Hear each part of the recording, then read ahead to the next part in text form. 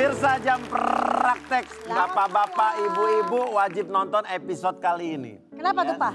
Karena banyak info menarik dan juga masukan untuk keluarga di rumah. Jadi wajib nonton karena berhubungan dengan keuangan Anda selama berapa tahun ke depan. Ini menentukan Anda akan jadi kaum bangkrut, kaum ekonomi lemah, apa justru kaya raya. Ya kan? Memang ada apa sih? Nih kita lihat tayangan berikut ini. 2025 tampaknya akan menjadi tahun yang berat bagi negara Indonesia. Bagaimana tidak, rakyat kini merasakan dampak nyata dari kebijakan yang terus datang tanpa ampun. Mulai dari wacana tabungan perumahan rakyat atau TAPERA yang akan diberlakukan dari pemotongan gaji pekerja, banyak pemutusan hubungan kerja alias PHK oleh perusahaan, hingga yang terbaru, kenaikan pajak pertambahan nilai dari 11% menjadi 12% per 1 Januari 2025. Kondisi ini semakin menambah beban masyarakat yang mulai kehilangan daya beli yang sebelumnya sudah tergerus oleh inflasi yang tak terkendali. Di tengah krisis ekonomi, rakyat terpaksa berjuang lebih keras hanya untuk bertahan hidup. Sementara itu, pemerintah berjanji bahwa segala kebijakan ini akan membawa perubahan jangka panjang. Namun di lapangan, yang terasa adalah ketidakadilan yang makin dalam. Rakyat yang terus berjuang untuk bertahan hidup melihat jurang ketimpangan semakin melebar. Bagaimana para ahli ekonomi memandang situasi yang terjadi di Indonesia saat ini? Selengkapnya hanya di Jam Praktek.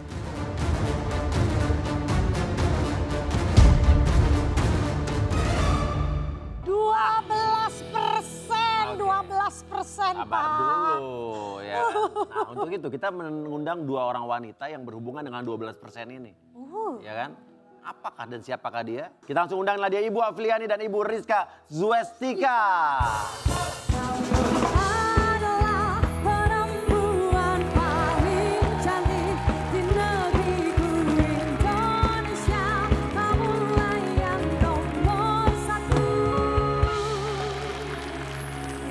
Silakan, Bu. Ibu Afiliani dan Ibu Rizka Zwestika. Oke, Ibu Afiliani, ini kan dibilang katanya keadaan ekonomi dunia sedang tidak baik-baik saja, ya kan? Betul sekali. Ini gejolak-gejolak dan ini minggu kemarin ini sudah dolar menembus angka 16.300 lebih. Betul. Ya, yang dibilang katanya paling tingkat tertingginya 16.000. Ini gimana nih? Gimana keadaan masyarakat kita yang makin miskin ini? Makin susah.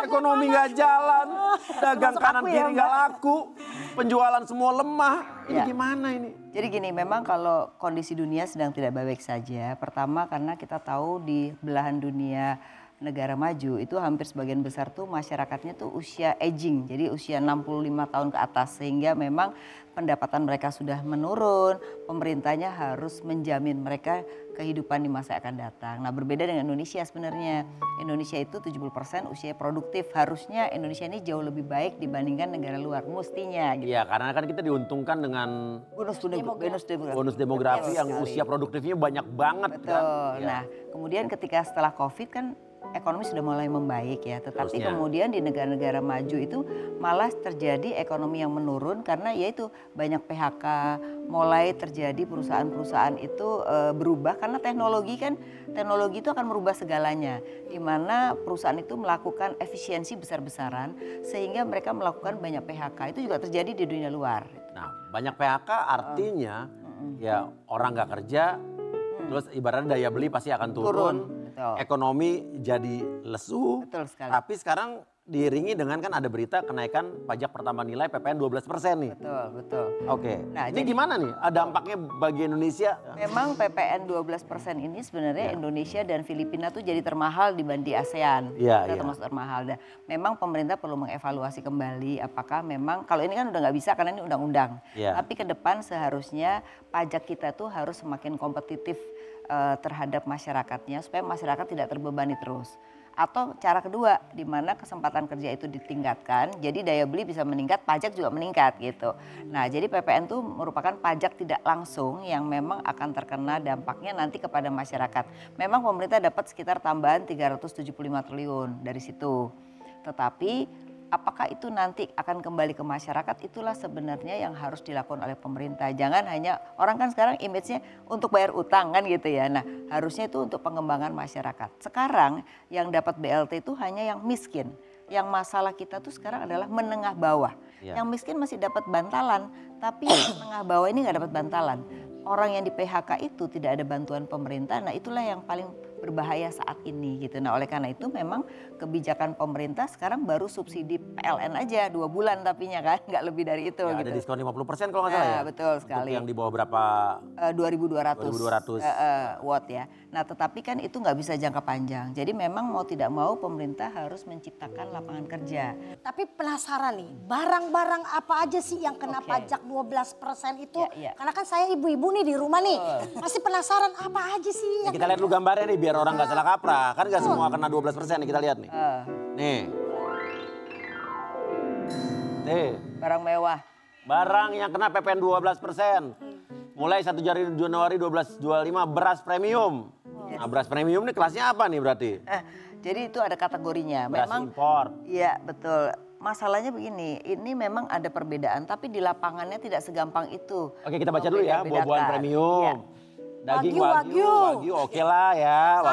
Salmon. Nah masalah sekarang restoran Jepang salmon orang kelas bawah juga pada makan kok. Iya. Ya kan? Terus ini apa nih, udang.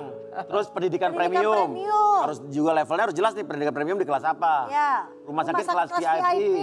Ya. Oke lah VIP ya. Rumah tangga 3.500 sampai 6.600. Listrik rumah tangga 3.500. Sekarang juga banyak juga sebetulnya sih orang-orang yang gue datengin rumahnya kecil-kecil udah lebih dari 2.200 ya. Betul. Terus ada lagi nih yang bebas 12% beras biasa ya. Tepung terigu enggak, daging ayam ras enggak, daging sapi enggak. Ikan non premium apa nih? Kembung, cuek kali ya. Nah, terus kukira ikan tongkol ternyata pestol. Telur ayam ras. Minyak goreng, gula pasir, bawang. Oh ini kebutuhan pokok ya. Oh jadi barang-barang yang begini nggak kena PPN 12% nih. Jadi nggak semuanya kena PPN 12% ya. Jadi tidak semua tapi dianggap orang yang pendapatannya itu menengah atas itu yang dikenakan dibandingkan yang bawah. Tapi kan dalam prakteknya tidak segampang itu untuk membedakan antara barang mewah atau tidak kan. Karena harus ada aturan yang lebih di bawah lagi dan siapa yang akan mengawasi di tingkat lapangan. Ini yang akan jadi kendala. Ya pengawasannya. Betul. Ada lagi nih barang-barangnya nih. Nih barang elektronik, smartphone, televisi, kulkas. Itu kan. Tanah dan sekarang masalahnya barang elektronik itu televisi kulkas berarti kan semua orang kayak punya ya. Punya ya. Tanah dan bangunan, surat tanah dan bangunan, kendaraan mewah. Nah kendaraan mewah ini termasuk apa nih kategorinya harus jelas nih. Wih kapal pesiar. Ya kan mewah ini apa jangan-jangan kalau termasuk mewah nggak tuh? Kan motor. Terus properti mewah, kalau rumah mewah, villa-villa yang mewah-mewah mah oke lah boleh setuju ya. Sepatu tas pakaian mewah. Nah batasannya apa gitu kan kalau oke mewah ya kan. Mas batangan juga kena PPN 12%. Ada lagi? Tapi itu termasuk nggak kayak misalnya barang mewah tuh kelasnya apa, merek apa? Betul. Jadi kayak H&M, hem itu termasuk nggak hem? Betul. Kalau dilihat dari situ kan tidak spesifik lagi kan. Jadi itu agak susah. Memang dampaknya nanti di lapangannya itu akan menjadi sulit mana pengusaha yang tahu dia kena atau tidak gitu ya. Karena misalnya kayak motor tuh kan rakyat biasa pakai motor gitu. Betul. Tapi itu kena masuk bawang mewah ya. Padahal itu kan nggak mewah sebenarnya. Ya. Kayak motor buat misalnya, nah itu gimana kan gitu. Nah, jadi menurut saya dalam implementasi di lapangannya itu nggak semudah itu membeda-bedakan kenaikan PPN ini gitu loh. Jadi akhirnya nanti tetap dampaknya kepada masyarakat yang lain juga. Karena otomatis tadi saya katakan tidak tingkat pengawasannya siapa. Dan sampai hari ini belum ada aturan di level di bawahnya yang benar-benar pengusaha pegang sebagai pedoman dia kena pajak atau tidak gitu. Kan ada juga pajak kendaraan katanya 66% tuh apa sih? Gue malah baru tahu tuh. Jadi kalau untuk BPKB itu pajaknya di daerah. Nah itu juga belum lagi, ini baru PPN loh. Belum nanti pajak-pajak di daerah itu banyak sekali. Jadi artinya apa? Tidak hanya sekadar pajak nasional tapi di daerah pun nanti juga akan otomatis. Nah ini siapa juga yang mengawasi. Jadi masyarakat itu bebannya bukan hanya nasional, tapi juga beban-beban nanti di daerah. Belum lagi ongkos-ongkos lain, restribusi, belum lagi restribusi. Orang usaha pun juga kena restribusi, nanti naik lagi gitu. Nah, jadi menurut saya ini harus ada penertiban di dalam segala sesuatu yang ditarik dari masyarakat. Karena kalau tidak ada penertiban, itu otomatis beban biaya tinggi. Masyarakat yang pengusaha kecil misalnya, kan UKM kita kan besar sekali jumlahnya, hampir 64 juta. Nah, kalau dia tidak diawasi, kasihan juga, mereka terbebani biaya tinggi, akhirnya mereka jualan harganya mahal, nggak laku lagi gitu. Nah Bu, sebenarnya penasaran, PPN naik 12% itu tuh untuk apa sih? Maksudnya untuk bayar pajak negara atau bagaimana? Maksudnya bayar utang negara atau gimana ya? Jadi gini, sebenarnya PPN itu salah satu adalah pajak untuk pendapatan dari negara. Jadi negara itu pendapatan di 85% itu emang dari pajak. Nah, pajak itu siapa? Perusahaan dan masyarakat ya. Nah, untuk apa? Sebenarnya adalah untuk pembangunan. Kalau tujuannya adalah untuk pembangunan. Nah, utang itu salah satunya. Jadi pembangunan itu salah satunya. Ya, kadang-kadang orang untuk harus dibayar. Itu juga emang utang juga negara kita. Betul. Wajar. Nah, masalahnya memang setahun itu kira-kira kita bayar utang bunganya saja 250 triliun. Tahun 2025 itu akan ada jatuh tempo 700 triliun utang kita. Jadi itu juga harus dibayar. Jadi memang salah satunya untuk pembangunan, tapi pembangunan itu kan dari pajak. Nah, salah satunya dengan utang gitu. Nah, sekarang menurut Ibu deh, dalam realitanya nanti siapa yang paling terdampak sama kenaikan PPN 12% ini? Oke, yang pasti kena terdampak adalah kelas menengah bawah yang jumlahnya paling banyak. Walaupun yang dibilang kan katanya barang mewah doang yang kena nih. Kalau kelas atas itu tidak elastis terhadap harga. Jadi harga berapapun mereka tetap punya daya beli. Betul. Karena struktur konsumsi di Indonesia 65% itu adalah kelas atas sama menengah atas. Dia tuh tidak kena dampak. Mau naik pajak berapapun dia tetap daya belinya tinggi. Tapi kan yang kena PPN 12% ini kan emang barang-barang mewah nih. Artinya kenapa yang membawa kena dampak juga? Lah otomatis tadi ya kalau tidak diawasi akhirnya kita nggak bisa membedakan barangnya seperti apa kan. Kayak tadi misalnya beras premium tuh definisinya kayak apa kan gitu kan. Nah jadi itu nanti di lapangannya yang nggak mudah sebenarnya gitu. Menurut Ibu nih, ini kebijakan pemerintah ini sudah tepat sasaran dan adil nggak untuk masyarakat? Ya, sebenarnya sih menurut saya gini, dari sisi pemerintah mungkin dia membutuhkan uang untuk pembangunan. Tapi di sisi masyarakat yang sedang banyak PHK, sedang banyak kesulitan, mungkin lapangan pekerjaannya juga nggak ada. Mungkin tidak tepat karena kalau dampaknya kepada mereka itu terjadi gitu. Nah makanya kalau pemerintah kan inginnya ini tidak berdampak kepada mereka gitu. Nah apa yang bisa diukur tidak berdampak kepada mereka kan gitu. Itu problemnya sebenarnya. Jadi sebenarnya kan tugas pemerintah tuh kalau dalam undang-undang yaitu adalah satu adalah pendidikan, kesehatan dan kesempatan kerja itu sebenarnya tugas pemerintah untuk masyarakatnya kan gitu. Nah jadi menurut saya pendidikan dan kesehatan tuh bukan hanya sekedar dibagi uang dari APBN saja, tapi dalam prakteknya di lapangan apakah juga itu memang benar-benar dilaksanakan ya, tidak bebannya tinggi gitulah. Ini yang mungkin harus dievaluasi menurut saya. Oke. Nah, ini untuk Barista Zwestika nih. Kita dengar soal penjelasan keadaan ekonomi yang sedang tidak baik-baik saja. Terus apa nih yang harus disiasati sama masyarakat kita nih? Oke, nah jadi kalau untuk menengah ke bawah apa yang harus dilakukan adalah yang pertama adalah yuk cek dulu kondisi keuangan saat ini seperti apa gitu ya. Misalnya tadi pendapatan aku misalnya dari satu sumber income atau pendapatannya 2 sumber income atau pendapatannya nggak tetap nih setiap bulan gitu ya. Kemudian kita cek keluarnya kemana aja. Nah dari sini ada nggak sih yang kira-kira nanti kita bisa kurangin misalnya hiburannya dikurangin dulu deh gitu ya. Atau belanja-belanja yang misalnya beli boba lah, konsumtif dan lain-lain itu kita kurangin dulu deh gitu ya. Lebih ke fokus untuk kita punya yang namanya dana darurat. Karena kedepannya kita masih nggak tahu gitu ya. Yang bilang kesannya bahwa 6 bulan ke depan sulit sekali mencari pekerjaan gitu ya. Ditambah dengan masalah kenaikan ini otomatis punya dulu saving yang lebih besar untuk mengamankan kondisi keuangan. Tapi masalahnya itu kan untuk yang ada gaji dan lebihnya, yang liburan zaman dulu. Nah yang buat UMR, yang untuk hidup aja kembang kempis, gimana boro-boro nyimpen saving? Kalau bilang begini, saya mau makan aja nunggu suami datang pulang dulu uang. Kan untuk bayar utang belum utang pinjol ya kan. Ya betul, ini memang menjadi poin perhatian banget buat pemerintah sebenarnya gitu ya. Kalau yang berdampak banget tadi adalah middle class ke bawah gitu kan ya. Walaupun tadi belum ada klasifikasi yang tepat berasnya seperti apa segala macam, tapi pasti ada kenaikan di akhir tahun atau di awal tahun gitu ya. Nah jadi tadi gitu ya harus lihat peluang sih Mas Uya sama Mbak Astrid, karena kalau kita nggak lihat peluang gitu ya, ini repot gitu ya.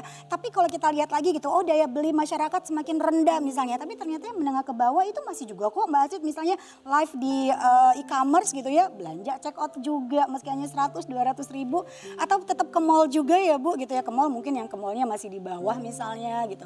Nah tapi buat teman-teman yang kalau saat ini memang masih terkendala keuangan gitu ya, satu-satunya cara adalah kurangi pengeluaran dan lihat peluang. Hari ini tuh banyak banget peluang-peluang yang kita bisa lakukan Mas Uya gitu ya. Misalnya jadi affiliate kah, atau misalnya jadi apa tuh namanya host-host gitu ya, buat yang dijualan di e-commerce itu kan peluang juga tuh Mas Uya. Nah sekarang intinya kita akan lihat tayangan tanggapan-tanggapan masyarakat ya tentang pajak, kenaikan pajak 12% ini. Apa sih kata mereka? Lihat. Ngeluh lah orang jualan boro-boro naik, nggak naik aja pembelinya kurang. Kalau naik orang nggak ada yang beli, nanya doang, udah pergi. Enggak sih Mbak, karena kita saat ini lagi banyak barang-barang yang naik, terus kita juga kebutuhan juga makin naik, gaji juga nggak naik banyak ya, tapi di satu sisi pemerintah melihat itu malah naikin PPN, itu kan hal yang berat sebelah gitulah menurut saya. Nggak setuju sih, karena kalau untuk UMKM ini kan pendapatannya menurun ya, nggak kayak dulu sebelum kena COVID. Kalau kena COVID dulu kan jadi boro-boro ada yang beli gitu. Jadi masa dinaikin 12% malah kita malah kayak gimana gitu. Nggak sanggup lah gitu. Nggak setuju sih, soalnya kan pengeluaran juga udah banyak ya, dan semakin bertambah gitu kenaikan-kenaikan biaya-biaya yang lain juga jadi naik karena kenaikan PPN ini. Jadi agak merasa keberatan sebenarnya, tapi ya mau gimana ya. Kita juga bersuara juga kurang didengar lah. Nggak setuju lah. PPN naik semuanya naik gitu jadinya. Tapi udah ngerasain begini, belum naik aja semua bahan. Iya bahan-bahan semua naik, sembako, apa-apa juga duit jajan anak juga pada naik. Mau nggak mau. Kurang lah, kecuali ada penambahan fasilitas buat masyarakat. Baru itu kayak menyesuaikan dengan kebutuhan masyarakat lah kalau kenaikan pajak kayak gitu. Menurut saya sih kayak gitu. Kalau misalkan nggak sesuai sama kebutuhan masyarakat ya nggak cocok lah, nggak pantas untuk dinaikin gitu aja sih. Kalau saya pribadi dan kemungkinan sih seluruh driver nggak bakalan setuju ya dengan kebijakan seperti itu. Dan saya sih berharap itu nggak jadi dah kebijakan PPN naik 12% itu. Nah setelah ini saya justru akan mengundang korban yang terdampak dari turunnya ekonomi negara kita. Ya, seperti apa yang mereka rasakan? Jangan kemana-mana, tetap di Jam Praktek.